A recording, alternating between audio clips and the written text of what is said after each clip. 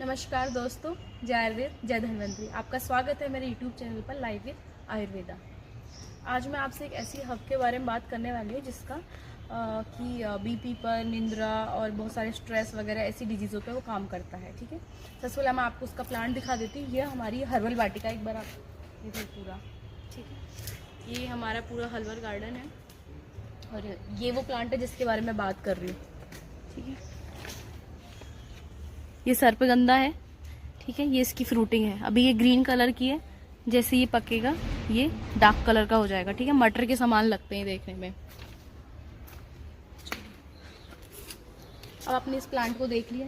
ठीक है, अब इसके बारे में हम बात करते हैं कि यह है प्लांट सर्पगंधा का। ठीक है, आयुर्वेद की एक फेमस ड्रग है ये। इसका बॉटेनिकल नेम है रावोल्फिया सर्पेंटाइना। ठीक है, इसकी फैमिली है एपोसाइनेसी।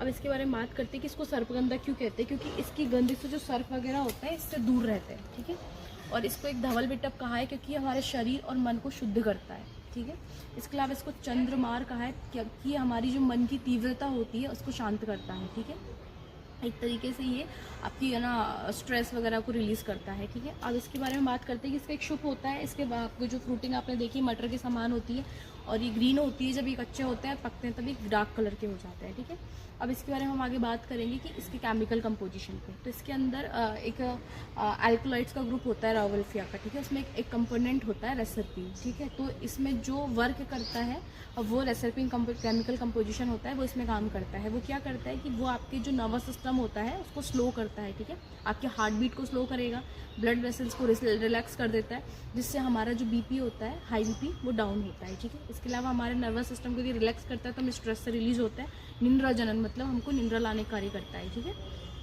अब इसके बारे में आगे बात करते हैं हम इसके रस पंचक के बारे में। तो इसका रस होता है वो तिक्त होता है, इसका गुण रूक्ष होता है, विपाक इसका कटु होता है। ठीक है, और इसका जो वीर्य होता है वो उष्ण होता है। ठीक है, तो उष्ण वीर्य की वजह से कफ और वात शामक होता है। ठीक है, लेकिन यदि और हम इसका विपाक देखें तो उस वजह से पित्तवर्धक होता है। ठीक है, अब इस पंचकों में इसमें तिक्त रस होता है। ठीक है, उस वजह से ये क्या करता है कि आम का पाचन करता है। ठीक है, हमारे लिए, और जो उष्ण वीर्य होता है उसके वजह कफ और वात शामक होता है। ठीक है, इसके अलावा ये हृदय अवसादक माना गया है इसको। ठीक है, ये हमारे हृदय का अवसाद करता है, मतलब हाई ब्लड प्रेशर को रिलीज़ करता है। ठीक है, रिलैक्स करता है हमारे हृदय को। इसके अलावा रक्तभार शामक कहा गया है, रक्तभार शामक इसको कहा गया है।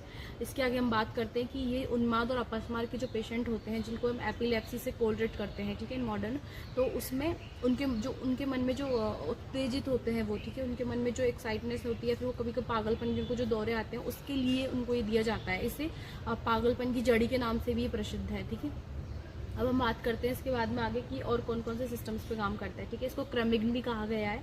ठीक है, इसके अलावा हमारे रक्तभार को कम करता है। ठीक है, फिर इसके अलावा बात आते हैं कि इसकी डोजेस पे। ठीक है, इसकी जो रूट होती है, ठीक है, सबसे पहले आपको बताऊँ इसके प्रयोगांग में इसकी रूट काम में ली जाती है। ठीक है, इसकी जो रूट होती है उसकी त्वचा में केमिकल कंपोजिशन पाए जाते हैं। ठीक है, तो कभी भी हम यदि इसकी रूट को कलेक्ट करते हैं तो उसकी रूट की त्वचा को भी साथ में लेना है। ठीक है, इसकी मूल त्वचा को साथ में लेना है क्योंकि उसमें ही सारे केमिकल कंपोजिशन इकट्ठे रहते हैं। ठीक है, अब हम बात करते हैं कि इसकी जो हमें इसके हब को यदि कभी कलेक्ट करते हैं मूल त्वच को, तो उसको हमें कभी भी धूप में नहीं सुखाना है, उसको छाया में शुष्क करना है। ठीक है, उसके बाद में हमें इसे काम में लेना है। ठीक है, यदि हम इसको रक्तभार शामक के लिए काम में लेते हैं तो 1 से 3 ग्राम तक हम इसको यूज़ ले सकते हैं। ठीक है, और यदि हम उसको निंद्रा जनन के लिए काम में लेना है तो हमको 3 to 6 ग्राम यूज़ लेना है। ठीक है, और इसको शरीर में उन्माद और अपस्मार के पेशेंटों में इसको काम में लेना है तो इसको हम लेंगे 3 to 6 ग्राम। ठीक है, अब इसके बहुत सारे योग है मार्केट में। सर्पगंधादि चूर्ण है, सर्पगंधा की वटी आती है। ठीक है,